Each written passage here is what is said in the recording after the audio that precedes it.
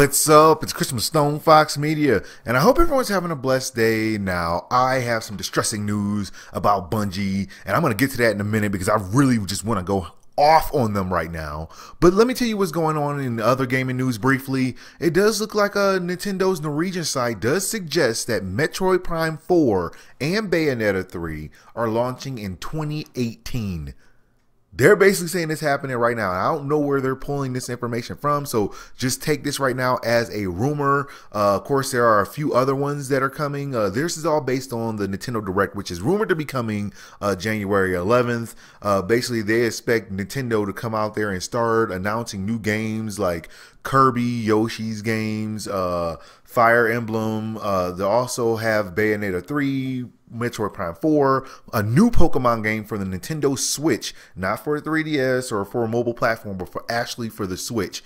Now, the website does state that 2017 was definitely Nintendo's biggest year, but in 2018, they're going to have brand new games like Bayonetta 3, Metroid Prime 4, Kirby, Star Allies, and many other games that are going to be revealed throughout the year. Now, according to Nicholas Sintorn, the Swedish version of roughly the same text does say that they already know that Bayonetta 3, Metroid Prime 4, and a new Pokemon game are under development for the Switch. This is January 5th. This happened today, so this is breaking news. So if you are in the mood to get your hands on a brand new game for Nintendo Switch, it does look like they are actually trying to make games for this console. I can give them credit for that. Last year was definitely a huge year for them. Definitely the best-selling console of all time. My last video, I told you guys about that. That's a huge deal, but I can't say I wouldn't actually be willing to play a Pokemon game for Nintendo Switch. I never played a Pokemon game, but if I was going to play one, I would probably give it a try on Nintendo Switch.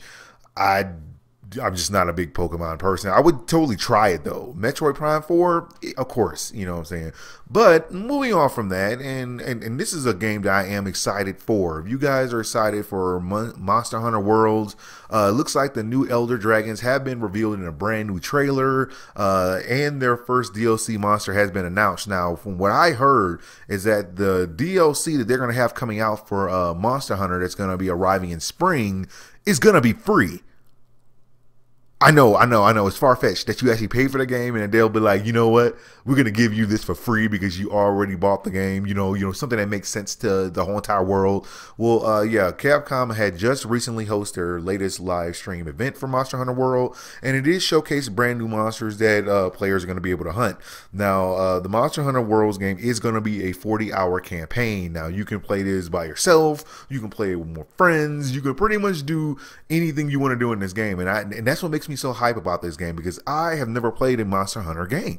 I know it sounds far-fetched. Why wouldn't you have played one? I don't know. I've just always been like very deep in RPGs. Right now I'm still trying to finish off Persona 5, but this game is massive, man. This game is dumb how big this game is, and it's so much fun, but you also get angry because you're like, okay, I do want it to end, but at the same time, I mean, I want to move on to other stuff, but at the same time, it's also a very fun and interesting game. So I am having a blast with that one. I haven't got a chance to finish Zelda. I was pretty far along in that one too, but then I had to move on to Persona 5 just for a little bit.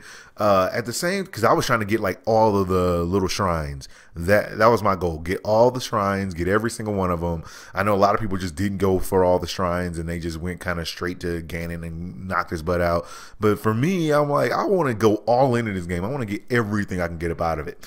But no, with this game, it makes me so hype about it because it just looks really good. It actually, they don't give you many details on it, like story-wise, but they do give you this like urge to want to play it. You can't understand it, but just look at this picture right here. It makes you want to play it. Like, I want to punch him in the face. Look at him. Or like have him as a pet, but like not feed him like little people.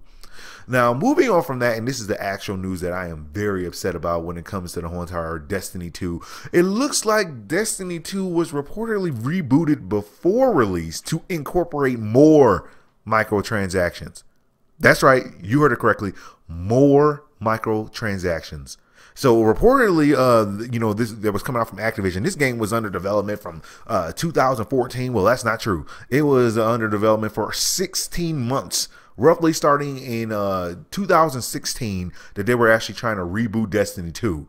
So their whole entire thing, along with this, made me wonder, why did they do such a bad job with this game? It would make sense if you only spent 16 months trying to do something with it. You could have made this an expansion on Destiny 1, but you wanted more money. And that's not all. You see, we were all under the impression that that Bungie was forced to bust out Eververse because Activision just wanted to get more money. Because we all know that Activision just loves to take the money from people's wallets and they just like to suck your soul dry. Well, it appears that no. It appears that Bungie actually wanted to get Eververse, not because they just wanted more money, but because they're sick and tired of making content for this game. I'm going to let that soak in. They're sick and tired of making content for this game. That's what's really sad about it. And I can tell you guys right here. So based on multiple interviews and stuff like that came out from other people, it appears that the people at Bungie were sick and tired of making content for this game. They basically said, we can't do this anymore. This is just too much. This is too hard for us to do. The tools that we work with are really hard to deal with. It's hard for us to make this much content. It's just hard making content in general. So they basically said, we're going to do a drip feed of smaller stuff, and we're going to put up the Eververse to sell microtransactions and make money that way. And Activision said, okay. It was a part of their renegotiated deal, and that they got to a point where they didn't have to be cranking out as much content. And now they're back to the same pattern that they were in Destiny 1, in which they crank out these DLCs just to make money consistently, just to constantly make money. This game is a cash grab, and it is going nowhere. They still don't know what the vision is that they have for this game. They have been slowly murdering this game and frustrating everybody into the depths of oblivion over and over again. And we keep signing back up. I have not been playing Destiny very much lately. I played the Trials of the Curse of Molly Cyrus. Yeah, I call him Molly Cyrus. So I played the Curse of Molly Cyrus. You're probably, going to see some game footage, from that.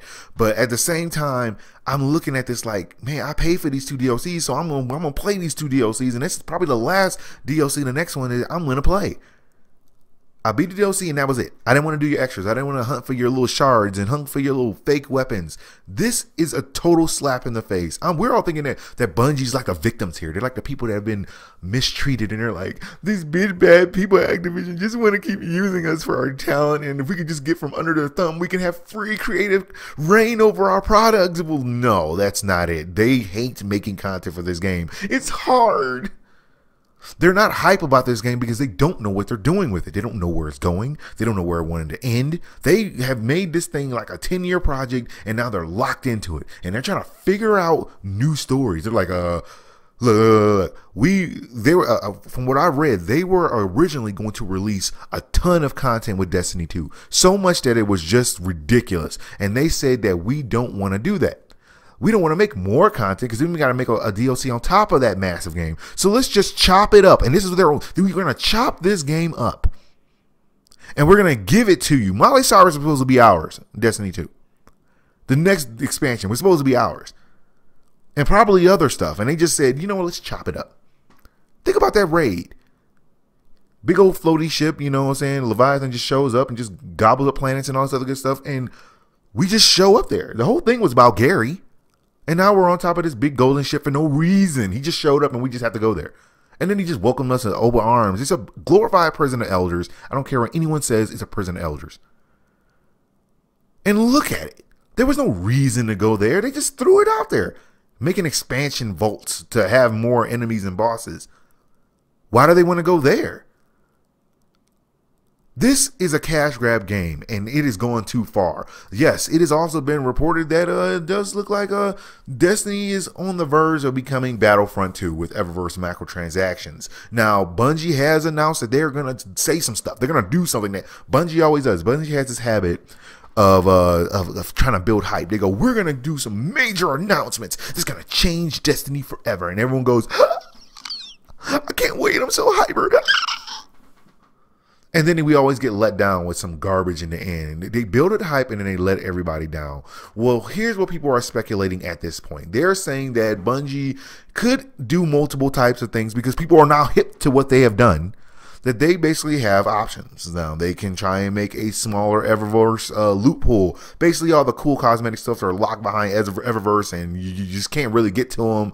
There's not really many ways to get it unless you get that bright dust or just keep leveling up forever, and that just takes forever. So here are their options. They can basically make a smaller Eververse loot pool. They can remove the junk items for better pools, lower the bright dust cost. No, they're not going to do that. They want to have their money. They want the money. It's like silver and stuff like that for them. See, you can get it for that for free. You gotta work. You gotta work or buy silver dust money for us. They also want to increase bright dust on dismantle, which they probably will. They will likely do something like that. The ability to earn bright dust somewhere in the game. Why would they do that? That's less money for them. Inclusion of ghosts, sparrows, ships, ornaments, and other activities, removal of armor sets, and removal of the gambling engram system to sell everything for flat silver. So basically they can do one of or a combination of all these things to try and make it easier for you to get the cosmetic items, because everyone knows that Destiny is all about the Gucci. If you have the Gucci gear, then you're just the coolest kid on planet Earth, and basically you just grind for gear. Yes, that's right. Grind for gear and your twerk emotes, and then that's it. That's what we do. That's one of the reasons why I'm getting sick and tired of this game. And I had to, and as soon as I read it, I was like, this is so Bungie. This is so Bungie to deliberately do this. This is exactly what they'll do. And by modifying this thing and giving everybody some little thing of what they want, you know, i.e. the Gucci gear, they're going to feel like, yep, hey guys, we just told you, we get it. Now when we say we get it, it means something. At the end of the day, it's picador time.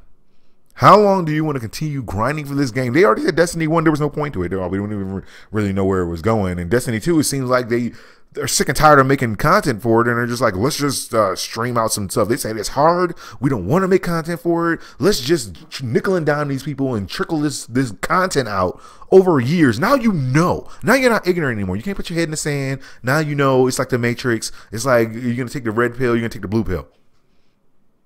You now know what they want. You now know what they're doing. So what are you going to do about it? That's a thought I'll leave up to you. Well, that's all the news I got for you guys right now. Like, subscribe, follow me on Twitch, Twitter, and Facebook so you know as soon as my news becomes available. Thank you guys for watching. God bless, and I'll holler at y'all later.